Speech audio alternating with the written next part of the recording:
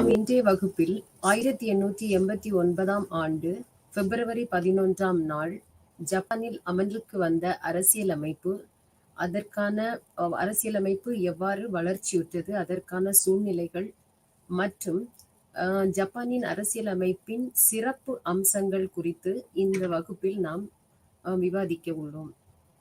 அதற்கு முன்பதாக முந்தைய வகுப்புகளில் நாம் ஜப்பானில் முடியாட்சி மீட்கப்பட்ட, எவ்வாறு முடியாட்சி படை வீடுகளில் இருந்து மீட்கப்பட்டது, முடியாட்சி மீட்புரிமைக்கு பின்பு அல்லது பண்பாட்டு மீட்புரிமைக்கு பின்பு ஜப்பான் எந்த அளவிற்கு பொருளாதாரத்திலும் மற்ற துறைகளிலும் வளர்ச்சியுற்றது என்பதை நாம் தெளிவாக பார்த்தோம். மிகோடாவின் ஆட்சிக்கு பின்பு மிகோடாக்கள் மக்களினுடைய நலனுக்காக ஜப்பானை ஆட்சி செய்ய வேண்டும் என்பதையே முக்கிய இலக்காக கொண்டிருந்தார்கள். 1889 ஆண்டு ஜப்பான் அரசியலமைப்பு முழுக்க உருவாக்கப்பட்டு அது செயல்படுத்தப்பட்டு நடைமுறைக்கு வந்ததை நாம் இவ்வகுப்பில் விவாதிக்க உள்ளோம். மீஜி முடியாட்சி மீட்கப்பட்ட பின்பு தனிப்பட்ட அரசியலமைப்பு ஜப்பானிற்கு தேவை என்பதை ஜப்பானிய பேரரசர்கள் உணர்ந்திருந்தார்கள். மீஜி முடியாட்சி மீட்கப்பட்ட பின்பு ஜப்பானுக்கு ஒரு தனி அரசியல் அமைப்பு வேண்டும் என்பதற்கான சூழ்நிலை உருவானதை மீஜி அரசு அதிகாரப்பூர்வமாக உணர்ந்தது.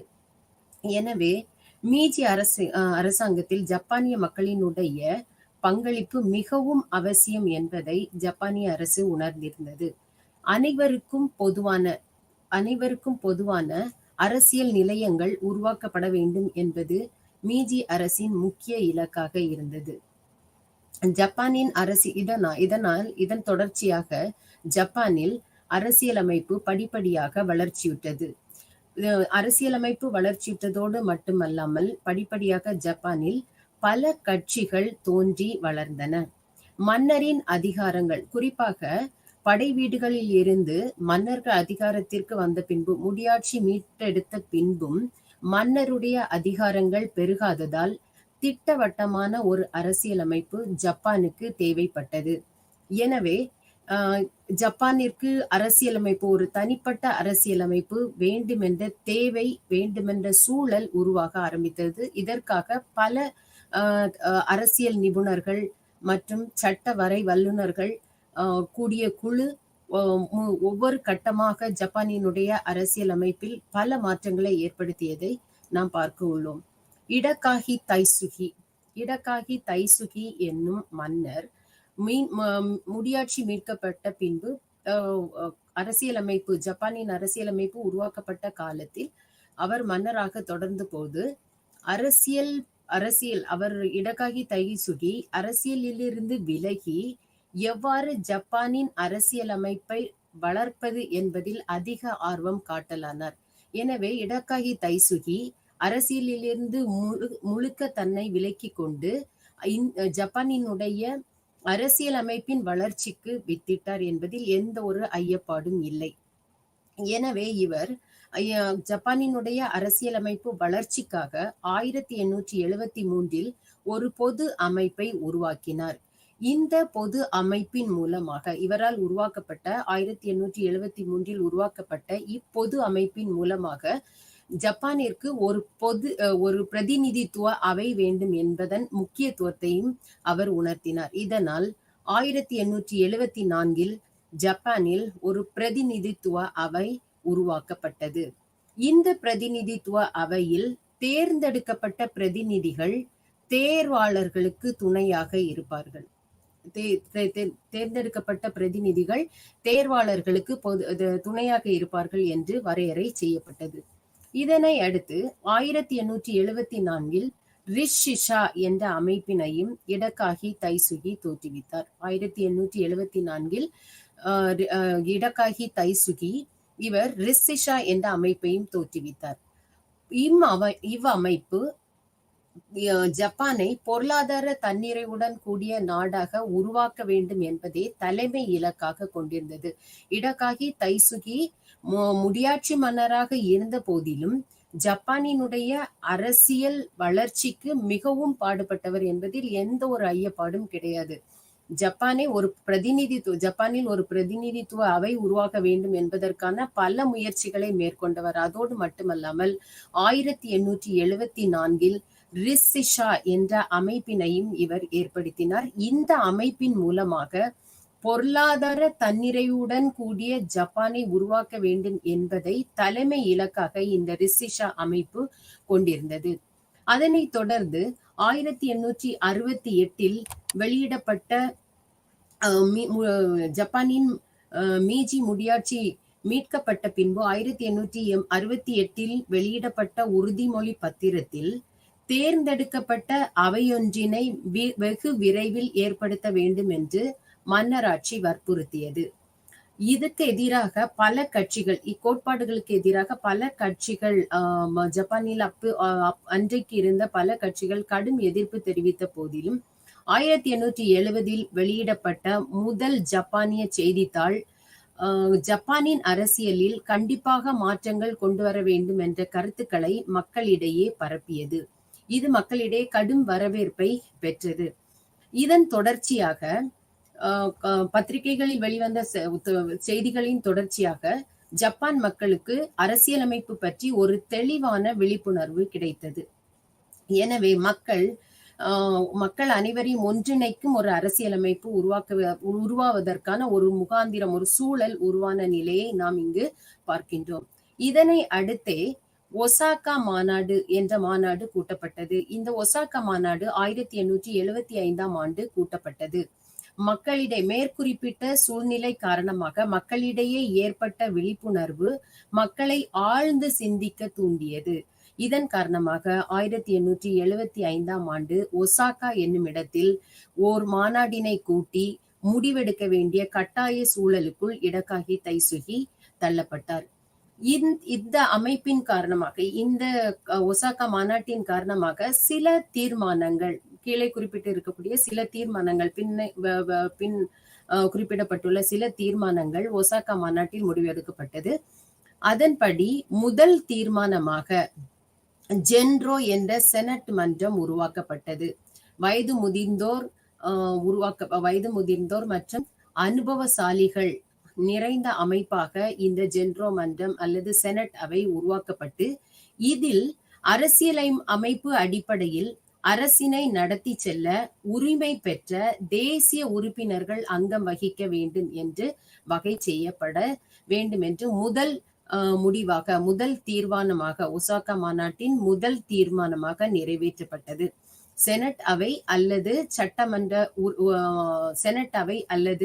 ஜென்ரோ என்ற முதிர்ந்த அல்லது அரசியல்வாதிகள் அடங்கிய குழு ஒன்று நியமிக்கப்பட வேண்டும் என்று முடிவெடுக்கப்பட்டது. இதுவே முதல் தீர்மானமாக நிறைவேற்றப்பட்டது.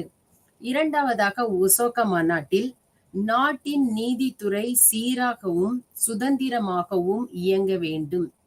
நாட்டின் நீதித்துறை சீராகவும் சுதந்திரமாகவும் செயல்பட வேண்டும். இதற்காக தனிப்பட்ட நீதிமன்றம் ஒன்று அமைக்க வேண்டும் என்று ஒசாகா மாநாட்டில் இரண்டாவது தீர்மானமாக நிறைவேற்றப்பட்டது.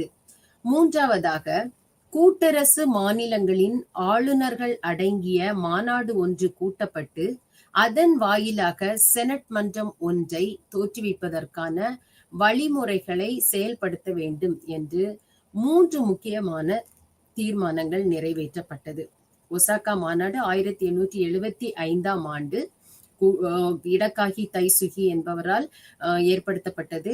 இம்மாநாடு 3 முக்கியமான முடிவுகளை மேற்கொண்டது. இந்த மாநாட்டில் 3 முக்கியமான முடிவுகள் தீர்மானிக்கப்பட்டன.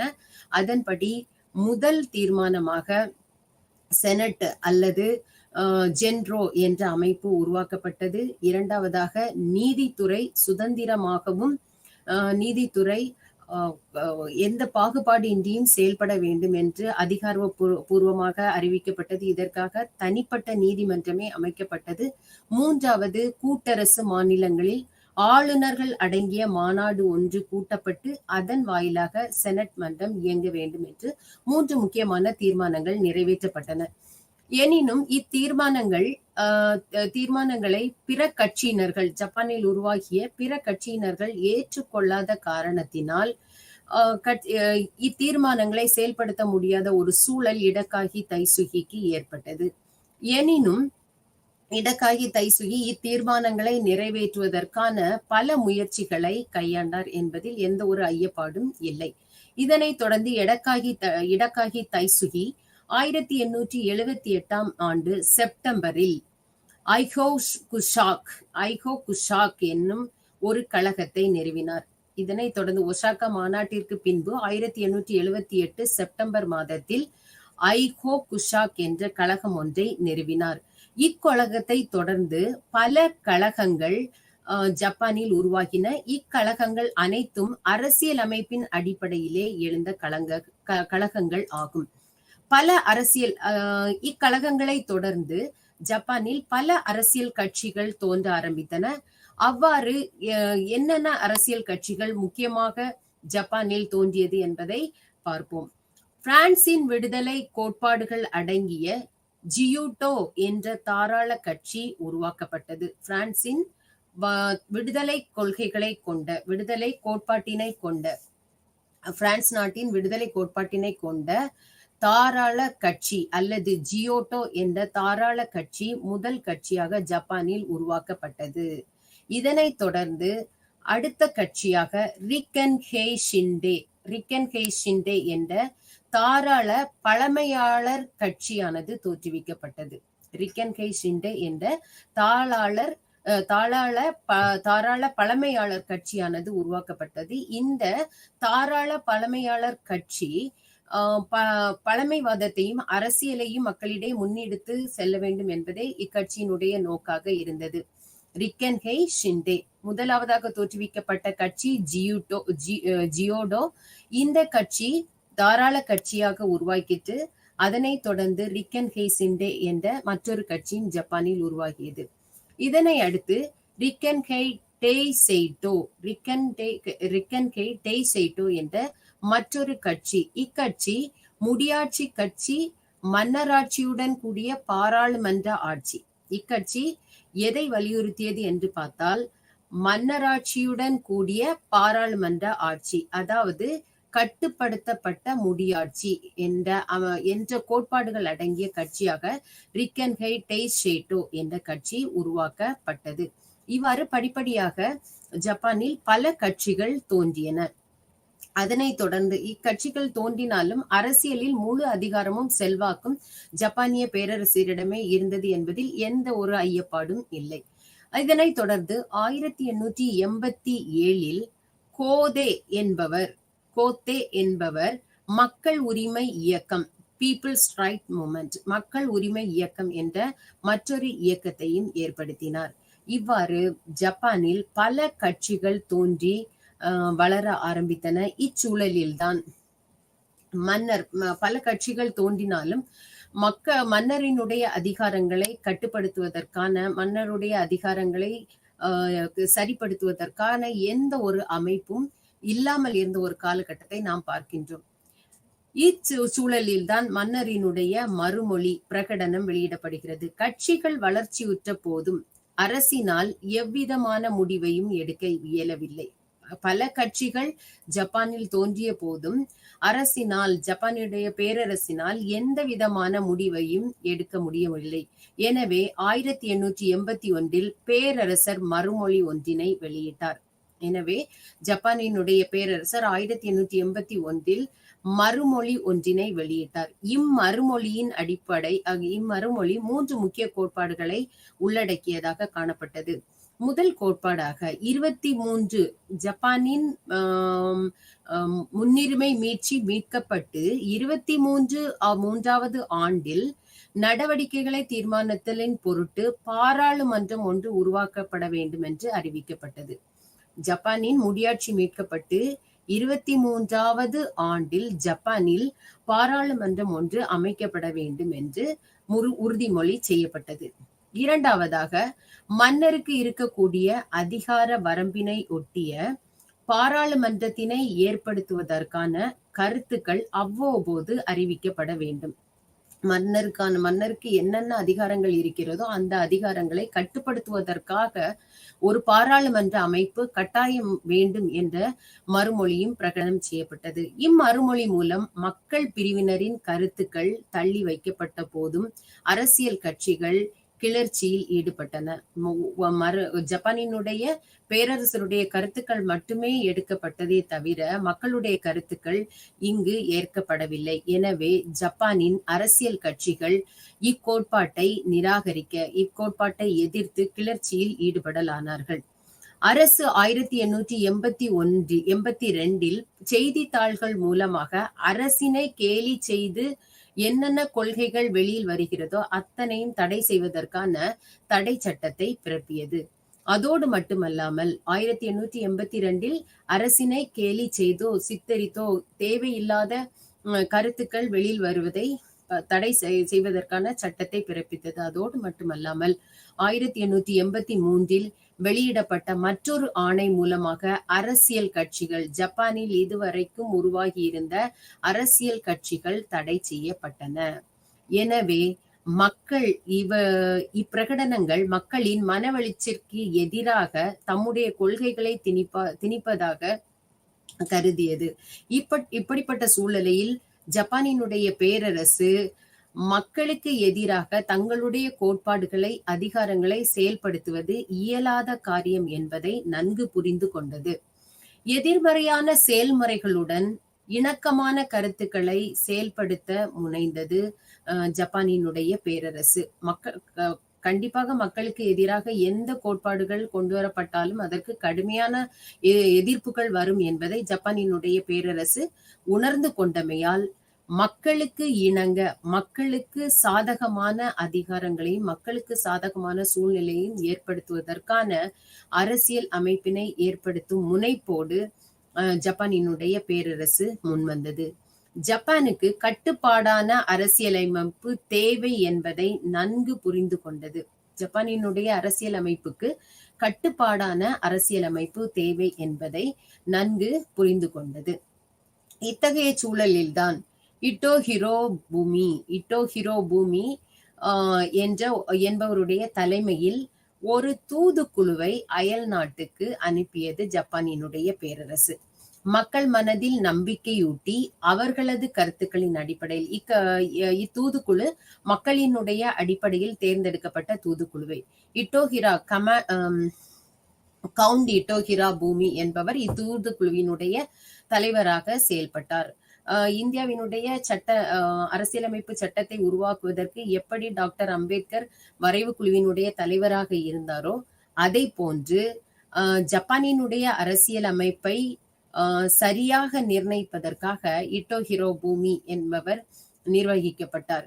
இவர் 1882 அயல் நாடுகளுக்கு சென்று, குறிப்பாக அமெரிக்கா, இங்கிலாந்து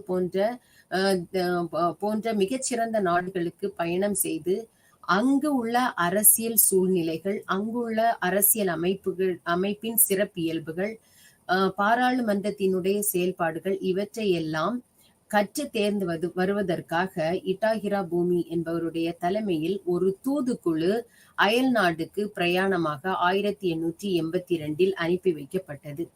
இந்த இட்டாஹிரா பூமி 1 வருடங்கள் இங்கிலாந்து, அமெரிக்கா போன்ற நாடுகளில் சுற்றுப்பயணத்தை மேற்கொண்டு அந்நாட்டினுடைய அரசியலமைப்பில் இருக்கக்கூடிய சிறப்பியல்புகள், அதை செயல்படுத்துவதற்கான தன்மைகள் அனைத்தையும் கற்று தேர்ந்து 1883 இது 1883 தாயகம் திரும்பிய இட்டாஹிரா பூமி 3 முக்கிய கோட்பாடுகளை அடிப்படையாக கொண்ட அரசியலமைப்பு உருவாக்கப்பட வேண்டும் என்று விளைந்தது.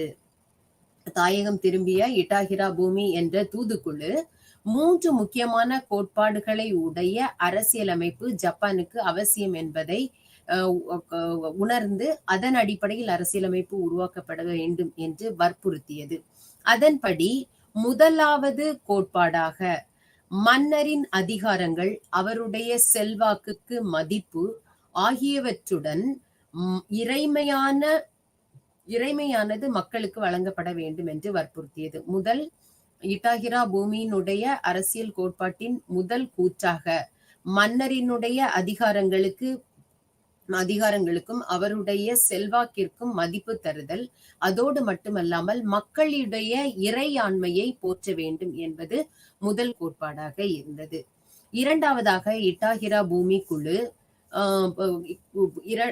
இட்டாஹிரா பூமி குழுவினுடைய பரிந்துரை என்னவென்றால், முன்னிலை மீட்சி மற்றும் படைமானிய திட்டங்கள் ஒழிப்பு போன்றவற்றிற்கு துணை புரிந்தவர்களுக்கு உயர் பதவிகள் வழங்க வேண்டும் என்று பரிந்துரை செய்தது.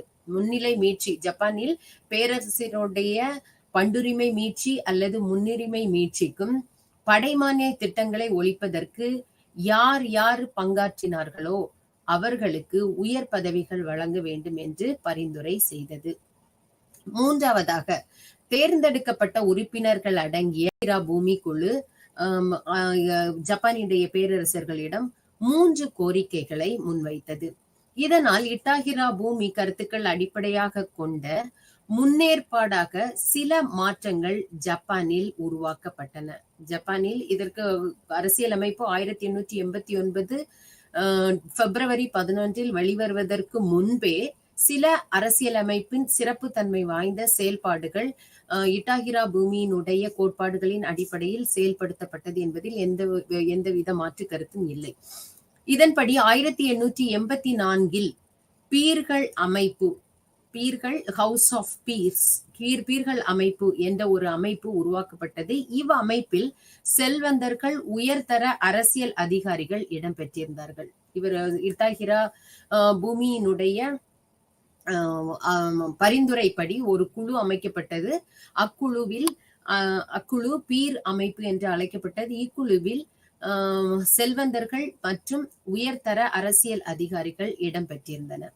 இட்டாஹிரா பூமிக்கு பின்பு 1883 ஈடோவை முதல் ஜப்பானிய தலைமை அமைச்சராக கொண்ட அமைச்சரவை ஒன்று தோற்றுவிக்கப்பட்டது. 1880 இது ஜப்பானினுடைய அரசியலமைப்பு நிகழ்வில் ஒரு முக்கியமான மாற்றத்தை ஏற்படுத்தியது. ஒரு மைல் கல்லாக நாம் இதை பார்க்கின்றோம். கவுண்ட் ஈடோவினுடைய வருகைக்கு பின்பு ஜப்பானினுடைய அரசியல் அமைப்பில் பல மாற்றங்கள் ஏற்பட்டதை நாம் இங்கு பார்க்கின்றோம். 1883 ஈடோவை முதல் தலைமை அமைச்சராக கொண்ட ஒரு அமைச்சரவை குழு ஒன்று உருவாக்கப்பட்டது.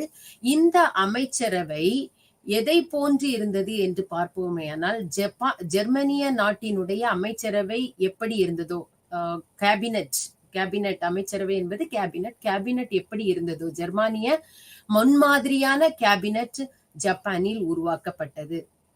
அதன் பின்பு 1888 பிரிவி கவுன்சில் என்ற அமைப்பும் உருவாக்கப்பட்டது. 1888 பிரிவி கவுன்சில் என்ற அமைப்பும் உருவாக்கப்பட்டது. இந்த பிரிவி கவுன்சில் அரசியல் அமைப்பினை பற்றி ஆய்வு செய்வதற்காகவே ஏற்படுத்தப்பட்ட ஒரு அமைப்பாகும். பிரிவி கவுன்சில் என்பது அரசியல் அமைப்பை பற்றி 1888 பிரிவி கவுன்சில் என்ற அமைப்பு உருவாக்கப்பட்டது. இந்த பிரிவி கவுன்சில் என்ற அமைப்பு ஜப்பானின் அரசியலமைப்பை பற்றி ஆய்வு செய்வதற்காகவே ஏற்படுத்தப்பட்ட ஒரு அங்கமாக செயல்பட்டது. இதன் இறுதியாக இடகாகி தைசுகி, இட்டோஹிரா பூமி மற்றும் கவுண்ட் ஈடோ இவர்களுடைய கடுமையான முயற்சியினால் இறுதியாக ஜப்பானினுடைய அரசியல் அமைப்பு வடிவமைக்கப்பட்டது. இந்த ஜப்பானினுடைய அரசியல் அமைப்பு வடிவமைக்கப்பட்டு இது செயல்பாட்டிற்கு வந்த தினம் 1889 ஆண்டு பிப்ரவரி 11 செயல்முறைக்கு வந்தது. அரசியல் அமைப்பு பேரரசரின் அரசியலமைப்பு என்றே அழைக்கப்பட்டது. ஜப்பானினுடைய அரசியலமைப்பை பேரரசரினுடைய அரசியலமைப்பு என்றே அழைக்கப்பட்டது. ஏனென்றால் இங்கு குறிப்பிடப்பட்டுள்ள உரிமைகள் மற்றும் அதிகாரங்கள் பெரும்பாலும் ஜப்பானினுடைய பேரரசருக்கு சாதகமாகவே இருந்தது. அதனால்தான் ஜப்பானினுடைய அரசியலமைப்பை நாம் பேரரசரின் அரசியலமைப்பு என்று அழைக்கின்றோம். பேரரசரின் அரசியலமைப்பு என்பது உரிமைகள் மற்றும் ஜப்பானிய பேரரசரின் உரிமைகள் மற்றும் அதிகாரங்களை காப்பதற்காகவே உருவாக்கப்பட்ட அரசியலமைப்பாக இருந்தது. இவ்வரசியலமைப்பு 1889 ஆண்டு பிப்ரவரி 11 வெளியிடப்பட்டது. பிரான்ஸ் மற்றும் இங்கிலாந்தின் அரசியல் அமைப்புகளில் இருந்து ஜப்பான் அரசியலமைப்பு முற்றிலும் மாறுபட்டதாக காணப்பட்டது. பிரான்ஸ் மற்றும் இங்கிலாந்து அரசியல் அமைப்பில் இருந்து ஜப்பானினுடைய அரசியலமைப்பு முற்றிலும் மாறுபட்டதாகவே காணப்பட்டது. 1890 ஜூலை முதல் நாள் பாராளுமன்றத்திற்கான பொது தேர்தல் நடத்தப்பட்டது. அரசியலமைப்பு உருவாக்கப்பட்டது. அரசியலமைப்பு உருவான சில காலங்களிலேயே 1890 ஜூலை முதல் நாள் ஜப்பானில் பொது தேர்தல் நடத்தப்பட்டது. பாராளுமன்றத்திற்கான பொது தேர்தல் நடத்தப்பட்டது. அதனைத் தொடர்ந்து 1890 நவம்பரில் பாராளுமன்றம் கூடியது. பொது தேர்தல் நடத்தப்பட்டு சில மாதங்களிலேயே 3-4 மாதங்களிலேயே பாராளுமன்ற அவையும் கூடியது. 1880 முதல் 1890 வரை 10 ஆண்டு காலமாக வளர்ச்சியுற்ற அரசியலமைப்பு கவுண்ட் ஈடோவினால் உருவாக்கப்பட்டு கடைசியாக நடைமுறைக்கு படுத்தப்பட்டது. எவ்வாறு இந்தியாவில் இந்திய அரசியலமைப்பு டாக்டர் அம்பேத்கர் அவர்களுடைய குழுவின் மூலமாக உருவாக்கப்பட்டு டாக்டர் அம்பேத்கர் அவர்களால் உருவாக்கப்பட்டதோ இதை போன்று படிப்படியாக ஜப்பானினுடைய அரசியலமைப்பு இடக்காகி தைசுகியில் இருந்து இட்டோகிரா பூமி வரை பல அரசியல் பிரமுகர்களின் தலையீடுகள் மூலமாகவும் பங்களிப்பு மூலமாகவும் இறுதியாக கவுண்ட் ஈடோவினுடைய முயற்சியினால் ஜப்பானின் அரசியலமைப்பு 1889 ஆண்டு பிப்ரவரி 11 செயல்பாட்டுக்கு வந்தது என்பதில் எந்தவித ஐயப்பாடும் இல்லை. நடைமுறைக்கு வந்த அரசியலமைப்பு பல சிறப்பு அம்சங்களை கொண்டிருந்ததாக இருந்தது. நாம் இப்போது இந்திய அரசியலமைப்பை பார்க்கும்போது எவ்வளவு சிறப்பு அம்சங்கள் 16-17 சிறப்பு அம்சங்களாக நாம் பார்க்கின்றோம். மிக நீண்ட அரசியலமைப்பு, பாராளுமன்ற நடைமுறையிலான அரசியலமைப்பு என்று ஒவ்வொரு அங்கமாக நம்மளுடைய இந்திய அரசியலமைப்பு இருப்பதை போன்றே ஜப்பானினுடைய அரசியலமைப்பில் பல சிறப்பு அம்சங்கள் இருப்பதை நாம் பார்க்கின்றோம். இதனுடைய முதல் அம்சமாக நாம் பேரரசர் அவருடைய அதிகாரங்களை பற்றி பார்ப்போம். பேரரசர் கவுண்ட் ஈடோவினால் உருவாக்கப்பட்ட இந்த அரசியலமைப்பு பேரரசரின் மேலாண்மையை காக்கக்கூடியதாக அமைந்திருந்தது. ஏற்கனவே நாம் பார்த்தது போன்று ஜப்பானினுடைய அரசியலமைப்பு பேரரசரின் அரசியலமைப்பு என்று அழைக்கப்பட்டது. அதற்கான காரணம் என்னவென்றால் ஜப்பானின் பேரரசர்களுடைய அதிகாரங்களையும் உரிமைகளையும் காக்கக்கூடிய ஒரு அரசியலமைப்பாக ஜப்பானின் அரசியலமைப்பு இருந்தது என்பதில் எந்த ஒரு ஐயமும் இல்லை. உண்மையான அதிகாரங்களை பெற்ற பிரதிநிதித்துவ அமைப்புகள் ஆகியவற்றின் மூலம் தனது ஆளுகையை செலுத்தினார் பேரரசர் உண்மையான முழு அதிகாரங்களை பெற்று பிரதிநிதிகள் மற்றும் பிரதிநிதித்துவ அமைப்புகள் மூலம் தன்னுடைய ஆட்சியை நடத்தினார் என்பதில் எந்த ஒரு ஐயப்பாடும் கிடையாது. இரண்டாவதாக முடியாட்சி மீட்கப்பட்டு நிலையுடையதாக ஆக்கப்பட வேண்டும் என்பதற்காக பேரரசர்களுக்கு அதிக அதிகாரம் கொடுக்கப்பட்டது. ஜப்பானினுடைய அரசியலமைப்பு முடியாட்சி தொடர வேண்டும் என்பதற்காகவே பேரரசருக்கு அதிக அதிகாரங்களையும் உரிமைகளையும் கொடுத்தது என்பதை நாம் பார்க்கின்றோம். இது தவிர்த்து நீதி, நிர்வாகம், சட்டம் போன்றவற்றில் பேரரசருக்கு அதிக அதிகாரங்கள், முழு அதிகாரமும் அவருக்கு ஒதுக்கப்பட்டிருப்பதை நாம் பார்க்கின்றோம். மூன்றாவது அம்சமாக நீதி, சட்டம் மற்றும் நிர்வாகம் போன்ற 3 துறைகளிலும் பேரரசருக்கு முழு அதிகாரம் கொடுக்கப்பட்டது. நான்காவதாக தலைமை அமைச்சரும் அரசாங்கமும் பேரரசருக்கு துணையாக நின்றார்கள். தலைமை அமைச்சரும் அரசாங்கமும் பேரரசருக்கு துணையாக ஜப்பானை ஆட்சி செய்வதற்கு துணையாக நின்றார்கள். ஐந்தாவதாக பிரதிநிதிகள் மூலம் பேரரசர் தன்னுடைய கொள்கைகளை நிறைவேற்றி கொள்ளக்கூடிய முழு உரிமையை பெற்றிருந்தார். பிரதிநிதித்துவ அமைப்பு என்று ஒரு அமைப்பு இருந்தது. இந்த அமைப்பின் மூலமாக பேரரசர் தன்னுடைய ஆளுமையை, தன்னுடைய செயல்திறனை செயல்படுத்துவதற்கான அனைத்து யுத்திகளையும் பயன்படுத்தி கொண்டார். பேரரசர் புனித தன்மை உடையவராகவும் எதிர்க்கப்படாதவராகவும் சமூகத்தில் காணப்பட்டார். ஜப்பானினுடைய அரசியலமைப்பின் மிக சிறப்பான அம்சம் என்னவென்றால், பேரரசர் ஏற்கனவே குறிப்பிட்டது போன்று சூரிய தேவதையின் பிரதிநிதியாக ஜப்பானினுடைய பேரரசர் கருதப்பட்டார். எனவே அரசியலமைப்பிலும் இவ்வாசகம் அடங்கியது. புனித தன்மை உடையவராக ஜப்பானினுடைய பேரரசர் புனித தன்மை உடையவராகவும் எதிர்க்கப்படாதவராகவும் கருதப்பட்டார். அதையொட்டி ஜென்ரோவின் ஆலோசனைப்படி தலைமை அமைச்சரையும் நியமிக்கக்கூடிய பொறுப்பு பேரரசருக்கு வழங்கப்பட்டது. அதோடு மட்டுமல்லாமல் பேரரசருக்கு பாராளுமன்றத்தை கூட்டவோ கலைக்கவோ ஒத்தி போடவோ முழு அதிகாரம் வழங்கப்பட்டது. இதற்கு அடுத்தாற்போல் நாம் பார்த்தோம் என்றால், இவருடைய அனுமதியின் பேரில்தான் மசோதாக்கள் சட்டமாகும்.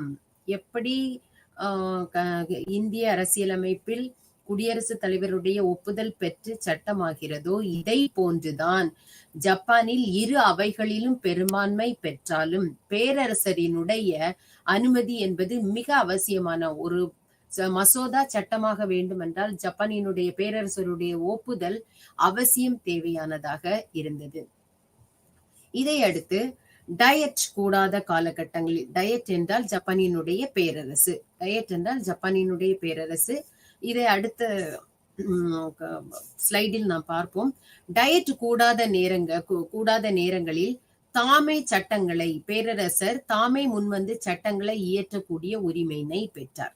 டயட் கூடாத காலகட்டங்களிலும் பேரரசர் தன்னுடைய அதிகாரத்தின் மூலமாக தங்களுடைய சட்டங்களை இயற்றுவதற்கான உரிமையினையும் பெற்றிருந்தார். அதோடு மட்டுமல்லாமல் அமைச்சரவை, பிரிவி கவுன்சில் ஆகியவை பேரரசருக்கு ஆலோசனை வழங்கக்கூடிய குழுக்களாக செயல்பட்டன. படைகளின் தலைமை தளபதியாக பேரரசர் விளங்கினார். மேலும் படை தலைமை தளபதியாக பேரரசர் விளங்கினார். போர் அறிவித்தல், சமாதானம் செய்து கொள்ளுதல் போன்றவை பேரரசரே முடிவு செய்திருந்தார். போர் அறிவித்தல் மற்றும் சமாதானம் செய்தல், உடன்படிக்கைகளில் கையொப்பம் இடுதல் போன்ற அனைத்து காரியங்களையும் பேரரசரே ஏற்று செய்தார். இவை அனைத்தும் பேரரசர் ஜப்பானினுடைய அரசியலமைப்பில் கூறப்பட்ட பேரரசருடைய சிறப்பு அதிகாரங்கள் ஆகும்.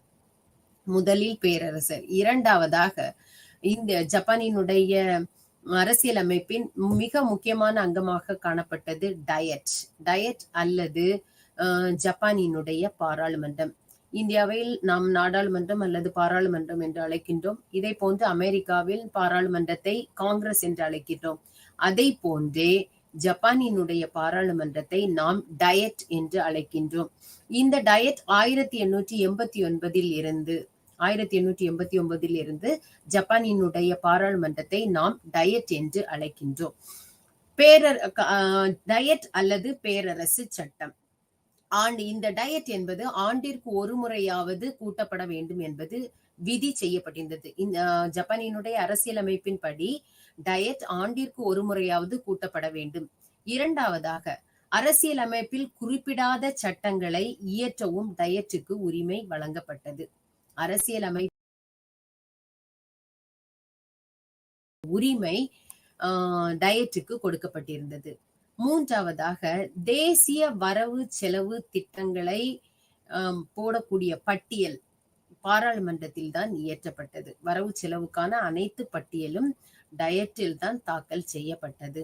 நான்காவதாக, டயட்டின் ஒப்புதல் இல்லாமல், ஜப்பான் பாராளுமன்றத்தினுடைய ஒப்புதல் இல்லாமல் எந்த ஒரு வரியையும் விதிக்க முடியாது. பேரரசர் எந்த ஒரு வரியையும் விதிக்க முடியாது. ஐந்தாவதாக, ஜப்பான் அரசின் மீது நம்பிக்கை இல்லாத தீர்மானம், ஜப்பான் அரசின் மீதோ அல்லது பேரரசர் மீதோ நம்பிக்கை இல்லாத தீர்மானத்தை கொண்டு வருவதற்கான உரிமை ஜப்பான் பாராளுமன்றத்திடம் இருந்தது. இது ஒரு சிறப்பு உரிமையாக நாம் இங்கு பார்க்கின்றோம். அதோடு மட்டுமல்லாமல் ஜப்பானினுடைய பாராளுமன்றம் 2 அவைகளை கொண்டதாக காணப்பட்டது. மேலவை, கீழவை. மேலவையை பீர்கள் அமைப்பு என்றும், பீர்கள் அவை என்றும், கீழவையை பிரதிநிதிகள் அவை என்றும் நாம் அழைக்கின்றோம். மேலவை பீர்கள் அவை, ஹவுஸ் ஆஃப் பீர்ஸ். கீழவை பிரதிநிதிகள் அவை, ஹவுஸ் ஆஃப் ரெப்ரசன்டேட்டிவ்ஸ் என்று இரு சபைகளை கொண்டு டயட் அல்லது ஜப்பானிய பாராளுமன்றம் செயல்பட்டது. எனவே குறிப்பிட்ட விஷயங்கள் செய்திகளிலிருந்து நாம் பார்ப்பது, ஜப்பானினுடைய பாராளுமன்றத்திற்கு பல சிறப்பு அதிகாரங்கள் இருந்தது என்பதை நாம் தெரிந்து கொள்கின்றோம். இதன் தொடர்ச்சியாக ஜப்பான் டயட் அல்லது ஜப்பான் பாராளுமன்றத்தின் மேலவை, அந்த மேலவைக்கான சிறப்பு அதிகாரங்களை நாம் இங்கு பார்க்க இருக்கின்றோம். பீர்கள் அவை, ஹவுஸ் ஆஃப் பீர்ஸ். மேலவையானது பிரபுக்கள் அவை என்றும் அழைக்கப்பட்டது. ஜப்பானினுடைய பாராளுமன்றத்தின் மேலவை பிரபுக்கள் அவை என்றும் அழைக்கப்பட்டது. இந்த பிரபுக்கள் அவை அல்லது மேலவையில் மொத்தம் 120 உறுப்பினர்கள் இடம்பெற்றிருந்தனர். மேலவையில் மொத்தம் 120 உறுப்பினர்கள் இடம்பெற்றிருந்தனர். குறிப்பாக இளவரசர்கள், அரச குலத்தை சார்ந்தவர்கள், உயர்குல பிரபுக்கள் ஆகியோர் இந்த மேலவையினுடைய உறுப்பினர்களாக இடம்பெற்றிருந்தார்கள். ஆயுட்காலம் வரை இவர்கள் நிரந்தர உறுப்பினர்களாக மேலவையில் இடம்பெற்றிருந்தார்கள். மேலவையில் இளவரசர்கள், அரச குடும்பத்தை சார்ந்தவர்கள் மற்றும் அரசவை பிரபுக்கள், உயர்குல பிரபுக்கள் போன்றோர்களுக்கு இடமளிக்கப்பட்டது.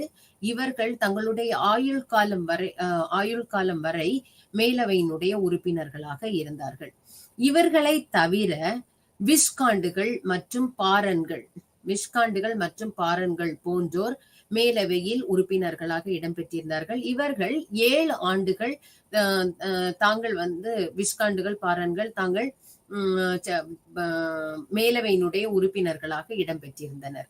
அதை தொடர்ந்து செல்வாக்கு பெற்றவர்கள் மற்றும் வரி செலுத்துவோர் போன்றோர் ஜப்பான் பாராளுமன்றத்தில், ஜப்பானுடைய மேலவையில் உறுப்பினர்களாக, அங்கத்தினர்களாக இடம்பெற்றிருந்தார்கள். ஜப்பானினுடைய மேலவை பிரபுக்களவை என்று அழைக்கப்பட்டது.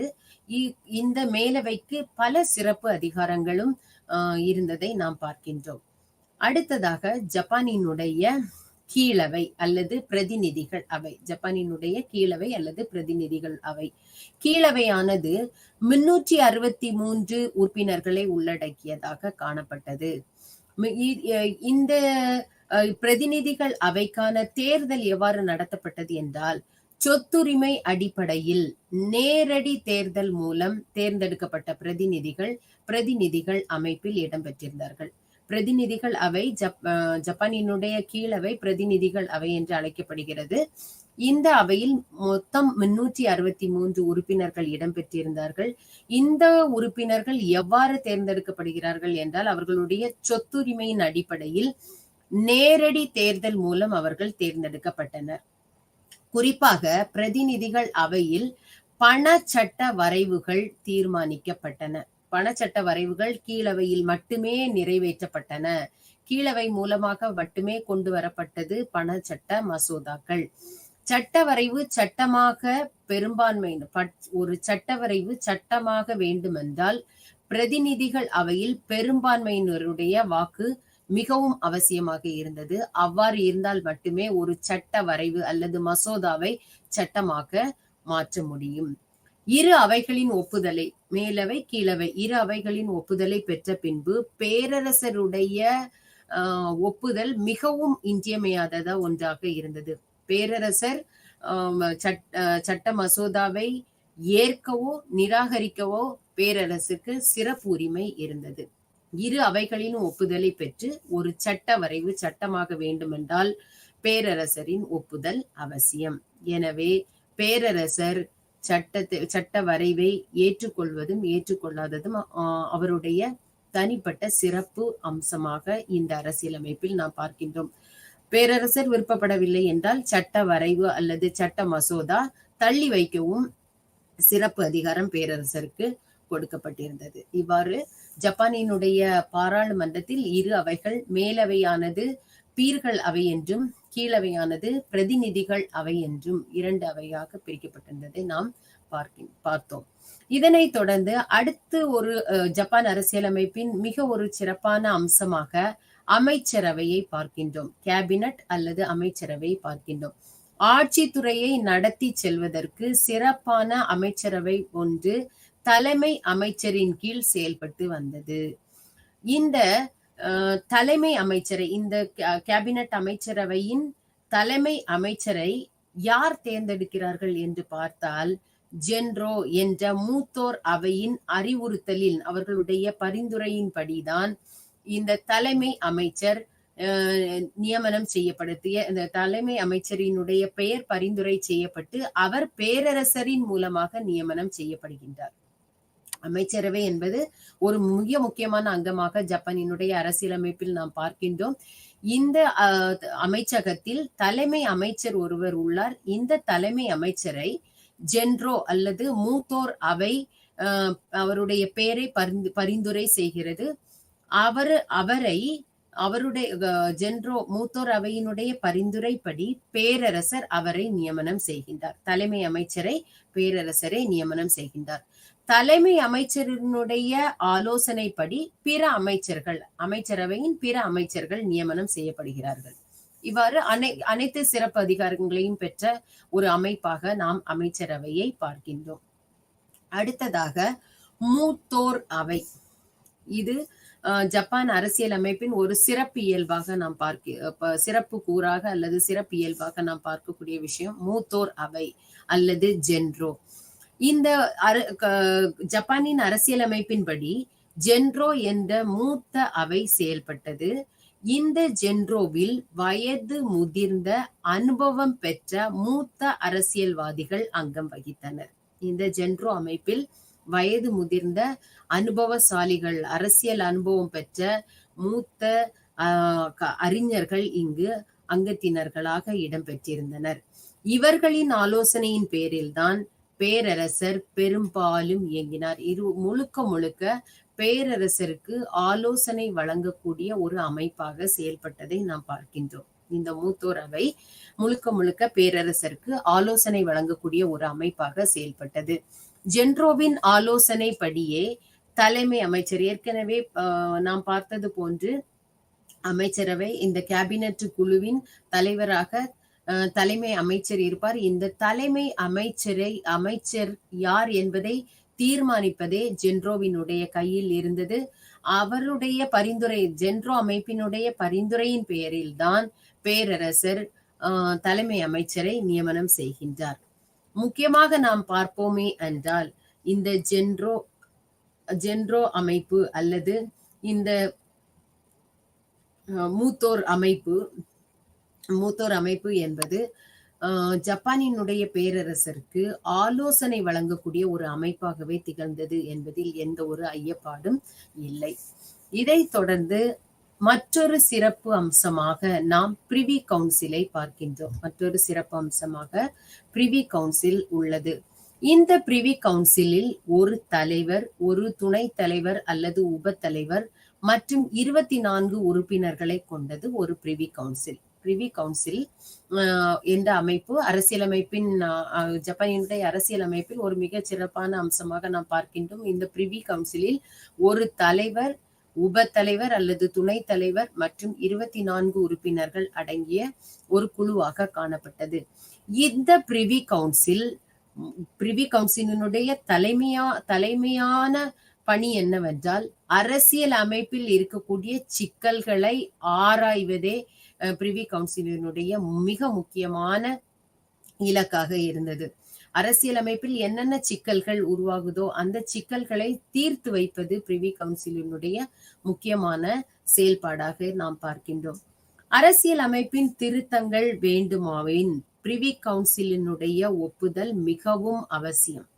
ஜப்பானின் அரசியலமைப்பில் ஏதோ ஒரு மாற்றத்தை ஏற்படுத்த வேண்டும் என்றால் கண்டிப்பாக பிரிவி கவுன்சிலினுடைய ஒப்புதல் அவசியம்.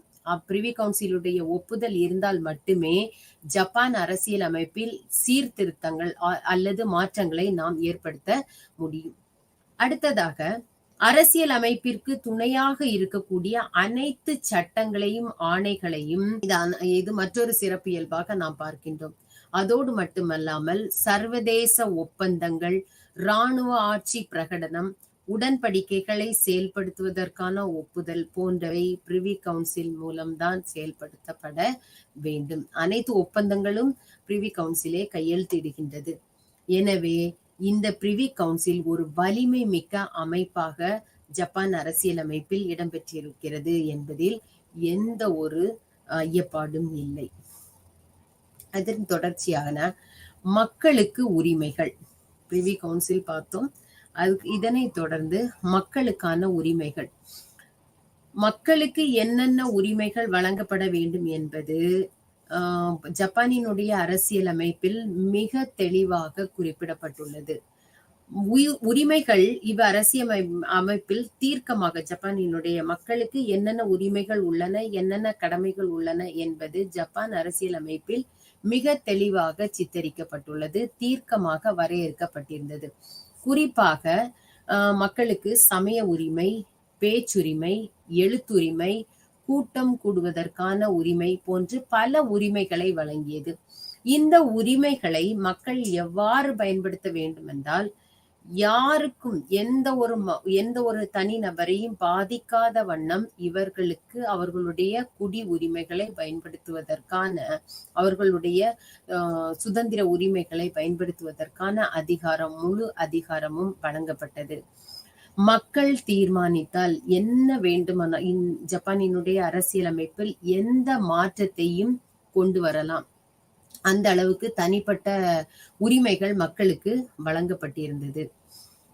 இதை அடுத்து ஜப்பான் நீதித்துறை ஒரு தனி அங்கமாக ஜப்பானினுடைய அரசியல் அமைப்பில் நீதித்துறைக்கு ஒரு சிறப்பு இடம் வழங்கப்பட்டது என்றே நாம் கூறலாம். நீதித்துறை சட்டங்களை பிறப்பிக்கவும் பாதுகாக்கவும் அச்சுறுத்தல்களுக்குட்படாத நெருக்கடியற்ற காலங்களில் விசாரணைகள் மன்னரின் பெயரிலே நடத்தப்பட்டது. குறிப்பாக நீதித்துறையில் நீதிமன்றங்கள் செயல்பட்டால் கூட பேரரசருக்கு நீதித்துறையில் சில உயர் அதிகாரங்கள் இருந்திருக்கிறது என்பது நாம் தெரிய வருகின்றோம். விசாரணைகள் வெளிப்படையாகவே, நீதித்துறை விசாரணைகளை வெளிப்படையாகவே மேற்கொள்ள வேண்டும். எந்த ஒரு ஒளிவு மறைவும் இருக்கக்கூடாது. சுதந்திரமாக செயல்படக்கூடிய ஒரு அங்கமாக நீதித்துறை இருந்தது. எனவே விசாரணைகள் எந்த ஒரு விசாரணையாக இருந்தாலும் அந்த விசாரணை வெளிப்படையாகவே இருக்க வேண்டும். மூன்றாவதாக நீதி பேரரசருடைய கையில் விடப்பட்டிருந்தது. நீதிமன்றமும் செயல்பட்டது. ஆனால் நீதி வழங்கக்கூடிய அதிகாரத்தை பேரரசரிடமே ஒப்படைத்திருந்தது. இதை போன்று நீதி விசாரணைகளை போல் தீர்ப்பு வழங்குதலும் வெளிப்படையாக இருந்தது. எந்த ஒரு தீர்ப்பு வழங்க வேண்டுமானாலும் நீதித்துறை சரியாக விசாரித்து அதற்கேற்ற தீர்ப்பினை, எந்த ஒரு பாரபட்சமும் இல்லாமல் அதற்கேற்ற தீர்ப்பினை வெளிப்படையாக வழங்க வேண்டும் என்பதும் ஜப்பானினுடைய அரசியலமைப்பில் மிக தெளிவாக குறிப்பிடப்பட்டிருந்தது. இதை தொடர்ந்து நீதிபதிகளை கட்டுப்படுத்தக்கூடிய ஒரு நீதித்துறையாக இருந்தது. ஜப்பானினுடைய அரசியலமைப்பு நீதிபதிகளை கட்டுப்படுத்தக்கூடிய ஒரு அமைப்பாக இருந்ததை நாம் இங்கு பார்க்கின்றோம். நீதித்துறைக்கு முழு சுதந்திரம் கொடுத்திருந்தாலும் நீதித்துறையினுடைய அதிகார மீறல் அல்லது அத்துமீறல்கள் எதுவும் நடந்து விடாமல் அதனை கட்டுப்படுத்துவதற்கான அதை கட்டுப்படுத்துவதற்கான சிறப்பியல்புகளும் ஜப்பான் அரசியல் அமைப்பில் இருந்தது என்பதை நாம் பார்க்கின்றோம். அரசு அதிகாரிகள் ஏதேனும் குற்றம் புரிந்தால் அந்த அரசு அதிகாரிகளை விசாரணை செய்வதற்கென்று தனி நீதிமன்றமும் செயல்பட்டது. அரசு அதிகாரிகள் ஏதாவது ஒரு குற்றத்தில் ஈடுபட்டிருந்தால் அந்த குற்றங்களை விசாரிக்க தனி நீதிமன்றங்கள் ஏற்படுத்தப்பட்டிருந்தன. இவ்வாறு ஜப்பானினுடைய அரசியலமைப்பில் நாம் பல மாற்றங்களை, பல சீர்திருத்தங்களை நாம் பார்த்தோம். படிப்படியாக ஜப்பானினுடைய அரசியலமைப்பு ஜப்பானின் முன்னிலை மீட்சிக்கு பின்பு அல்லது பண்டுரிமை மீட்சிக்கு பின்பு, பண்டுரிமை மீட்சி 1868 ஏற்பட்டது. இந்த பண்டுரிமை மீட்சிக்கு பின்பு மன்னராட்சி முறை தொடர்ந்து ஜப்பானில் நடந்து கொண்டிருந்த காலகட்டங்களில் மன்னருடைய ஆட்சி அல்லது ஜப்பானின் பேரரசருடைய ஆட்சி மக்களை பாதிக்காத வண்ணம் மக்களுக்கு இறைமை வழங்கக்கூடிய ஒரு ஆட்சியாக இருக்க வேண்டும் என்பதை தலைமை நோக்காக கொண்டுதான் செயல்பட்டது. எனவே பல ஜப்பானிய பேரரசர்களினுடைய முயற்சியினால் மட்டுமே ஜப்பானினுடைய அரசியலமைப்பு ஒரு சிறந்த அரசியலமைப்பாக உருவாக்க முடிந்தது. அதற்கு உதாரணமாக இடகாகி தைசுகியை நாம் பார்க்கின்றோம். இடகாகி தைசுகி தன்னுடைய அரசியலில் இருந்து முற்றிலுமாக தன்னை விலக்கி கொண்டு ஜப்பானினுடைய அரசியல் முன்னேற்றத்திற்காக பாடுபட்டவர் என்பதில் எந்த ஒரு ஐயப்பாடும் கிடையாது. இதை போன்றே இட்டோஹிராபூமி என்பவர் ஒரு தூதுக்குழுவாக அமைக்கப்பட்டு எவ்வாறு இந்திய அரசியலமைப்பு வரைவு குழுவினுடைய தலைவராக டாக்டர் அம்பேத்கர் இடம்பெற்றாரோ அதை போன்றே ஜப்பானினுடைய அரசியலமைப்பை உருவாக்குவதில் இட்டாஹிராபூமியினுடைய பங்களிப்பு மிக முக்கியமான ஒரு பங்களிப்பாக நாம் பார்க்கின்றோம். அது மட்டுமல்லாமல் கவுண்ட் ஈட்டோ உடைய கடும் முயற்சியினால் கவுண்ட் ஈட்டோவினுடைய கடுமையான முயற்சியினால் தான் ஜப்பானினுடைய அரசியலமைப்பு ஒரு முழுமை பெற்ற அரசியலமைப்பாக இறுதியாக வடிவமைக்கப்பட்டு 1889 ஆண்டு பிப்ரவரி 11 வெளியிடப்பட்டது. அந்த அரசியலமைப்பில் சில மதிப்பீடுகள் பற்றி நாம் பார்ப்போம்.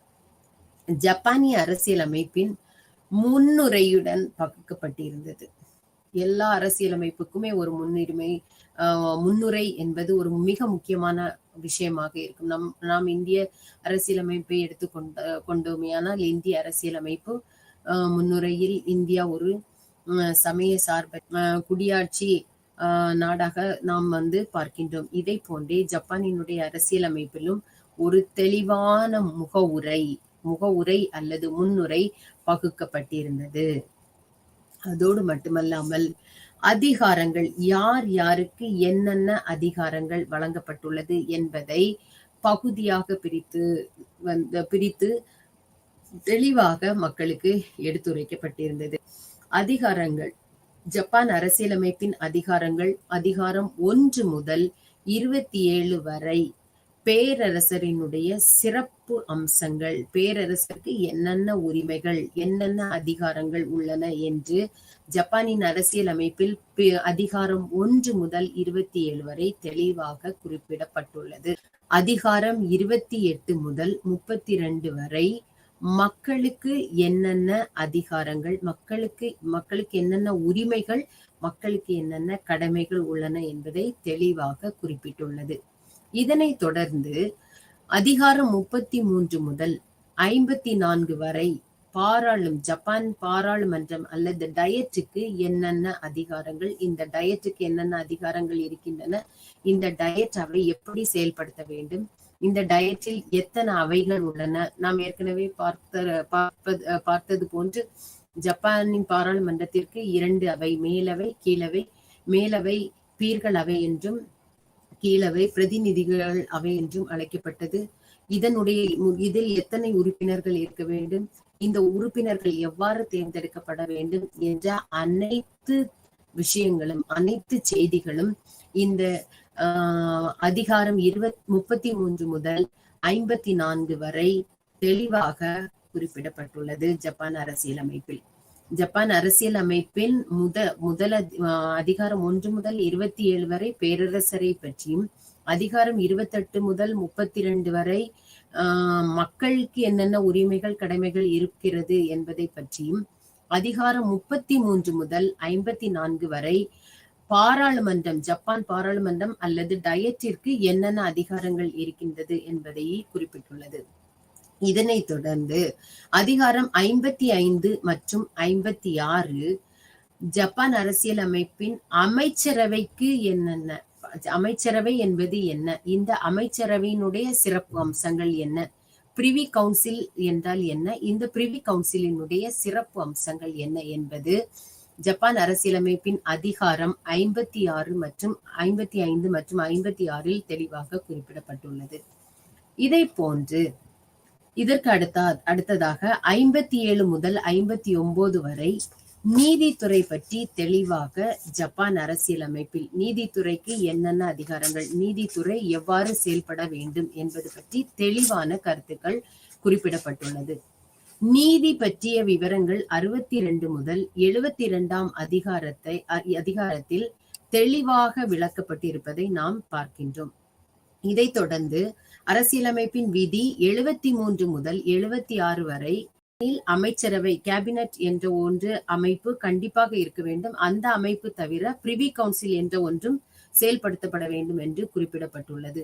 இவ்வாறு ஜப்பான் அரசியலமைப்பின் ஒவ்வொரு பகுதிகளிலும் என்னென்ன அதிகாரங்கள் எந்தெந்த அமைப்புகளுக்கு எந்தெந்த துறைகளுக்கு கொடுக்கப்பட்டுள்ளது என்பதை தெளிவாகவே விளக்கியுள்ளது. எனவே ஜப்பானின் அரசியலமைப்பை நாம் எழுதப்பட்ட அரசியலமைப்பாகவே பார்க்கின்றோம். இந்தியாவினுடைய அரசியலமைப்பின் மிகச் சிறப்பு அம்சமாக நாம் பார்ப்பது இந்திய அரசியலமைப்பு ஒரு மிக நீண்ட எழுதப்பட்ட அரசியலமைப்பு என்று குறிப்பிடுகிறோம். அனைத்து செய்திகளையும் கிட்டத்தட்ட 449 விதிகள், 22 பாகங்கள், 12 பட்டியல் என்று ஒரு மிக நீண்ட அரசியலமைப்பு. அதுவும் இந்தியாவினுடைய அரசியலமைப்பு எழுதப்பட்ட அரசியலமைப்பு. இது போன்றே ஜப்பானினுடைய அரசியலமைப்பும் எழுதப்பட்ட அரசியலமைப்பாக நாம் பார்க்கின்றோம். இதன் மூலம் நாட்டின் அரசியல் சீராக இயங்க இந்த அரசியலமைப்பு விதிகள் வகுக்கப்பட்டதே நாட்டின் அரசியல் சீராக இயங்க வேண்டும் என்பதற்காகவே வகுக்கப்பட்டிருந்தது. அமைச்சர்கள் பேரரசுக்கு கட்டுப்பட்டவர்களாக இருந்தமையால் ஜென்ரோ பிரிவினர் அதிக அதிகாரம் பெற்றிருந்ததாலும் அரசியலமைப்பு ஒரு திறமையான அனைத்து அதிகாரங்களையும், பேரரசருக்கும் அதிக அதிகாரம் இல்லை, மற்ற பாராளுமன்றத்திற்கும் தனிப்பட்ட அதிகாரம் என்று இல்லை, எல்லா அதிகாரங்களும் பிரித்து கொடுக்கப்பட்ட ஒரு அரசியலமைப்பாகவே நாம் இதை பார்க்கின்றோம். தாராள கொள்கை உடையதாக திகழவில்லை அரசியலமைப்பு. பேரரசர் நாட்டின் தலைவராக்கி அரசியலமைப்பை உருவாக்கப்பட்டதால் ஜப்பான் நாடு அரசியல் அமைப்புக்கு பிற நாடுகளுக்கு இணையாகவே இருந்ததை நாம் பார்க்கின்றோம். மூத்தோர் குழு, பிரிவி கவுன்சில் பழமை கோட்பாடுகளை மாறாமல், நாட்டினுடைய பழமை கோட்பாடுகளை மாறாமல் பாதுகாத்தது என்றே நாம் பார்க்கின்றோம். டயட் இரு அவைகளிலும் சச்சரவுகள் தோன்றினாலும் அடிக்கடி பாராளுமன்றத்தை கலைக்க வேண்டிய சூழ்நிலை ஏற்பட்டது. 1889ஆம் ஆண்டில் அரசியலமைப்பானது ஜப்பானில் முழுமையான பாராளுமன்ற ஆட்சி முறையை அல்லது மக்களாட்சி முறையையோ உருவாக்கவில்லை.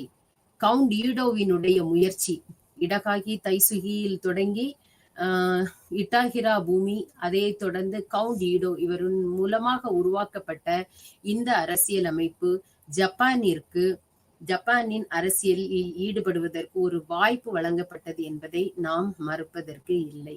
இந்த ஜப்பானினுடைய அரசியலமைப்பின் முக்கிய சிறப்பு அம்சங்கள் உருவாகுவதற்கு பல அரசியல் பிரமுகர்களுடைய முயற்சி மிக முக்கியமான பங்களிப்பை பெற்றிருக்கிறது என்பதை நாம் பார்க்கின்றோம். தாராள கோட்பாட்டிற்கும் பழமை கோட்பாட்டிற்கும் இடைப்பட்டதாக உருவாக்கப்பட்டது ஜப்பானினுடைய அரசியலமைப்பு. இதன் மூலம் ஜப்பான் புதியதோர் அரசியல் பாதையை அடியெடுத்து வைத்தது என்பதில் எந்த ஒரு மாற்று கருத்தும் கிடையாது. பழைய கோட்பாடும் பாதுகாக்கப்பட்டது, அயல் நாட்டவர்களிடம் இருந்து பெறப்பட்ட புதிய கோட்பாடுகளும் இங்கு ஜப்பானினுடைய அரசியலமைப்பில் இணைக்கப்பட்டது. எனவே இந்த இரு கோட்பாடுகளின் மூலமாக ஜப்பானில் ஒரு புதியதோர் அரசியல் அமைப்பு, புதியதோர் ஆட்சி அடியெடுத்து வைக்கப்பட்டது என்பதை நாம் பார்க்கின்றோம். அனைவருக்கும் இத்துடன் என் வகுப்பை நிறைவு செய்து கொள்கின்றேன். அனைவருக்கும் நன்றி.